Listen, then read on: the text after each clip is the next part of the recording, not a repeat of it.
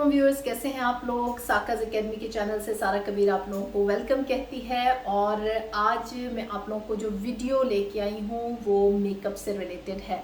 जी, मेरी आज की वीडियो है फेस शेप्स के हवाले से। फेस शेप्स बहुत ज़्यादा अहम किरदार अदा करते हैं जब आप मेकअप का काम करने लगते हैं।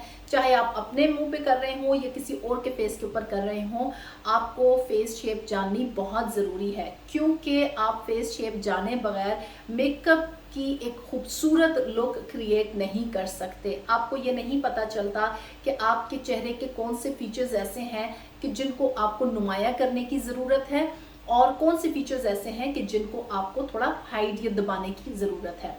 तो फेस शेप जाने बगैर आप ये काम नहीं कर सकते।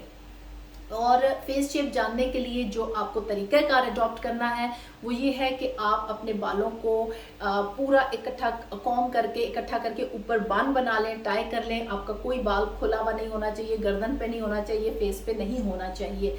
उसके बाद आप एक शीशे के सामने बैठें और अपने फेस को देखें।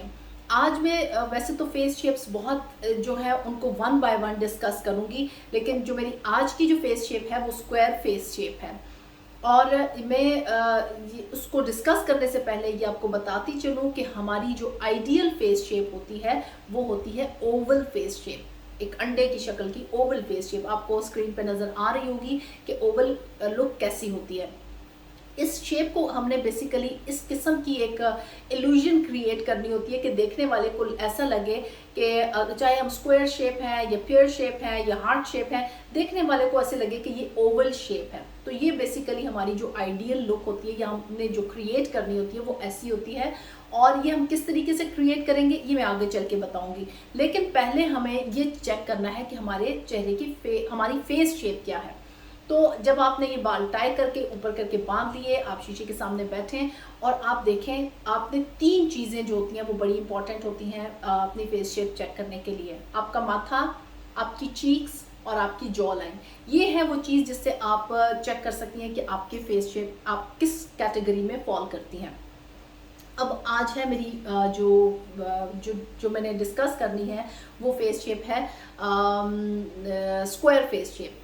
स्क्वायर फेस शेप का किस तरीके से उसका जो माथा होता है वो एक तो चौड़ा होता है, दूसरा ये है कि एंगल्ड होता है, यानी वो बाकायदा आपको यूं करके आता हुआ नजर आता है।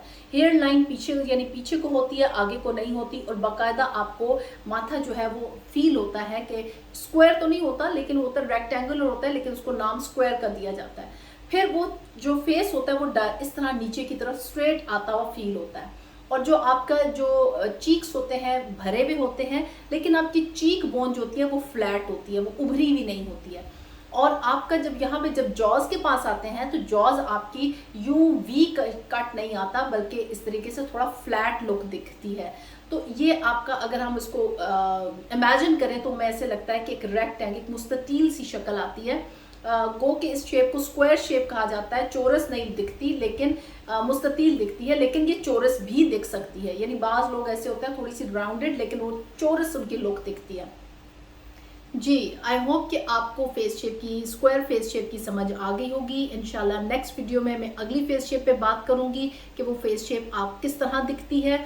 और फिर हम जैसे जैसे आगे बढ़ते जाएंगे तो इन फेस को हम किस तरीके से मेकअप में एक परफेक्ट ओवल लुक कैसे दे सकते हैं ये हम सीखेंगे। अपना बहुत सा ख्याल रखिएगा, अपनी दुआओं में याद रखिएगा। टेक केयर, अल्लाह हाफिज़।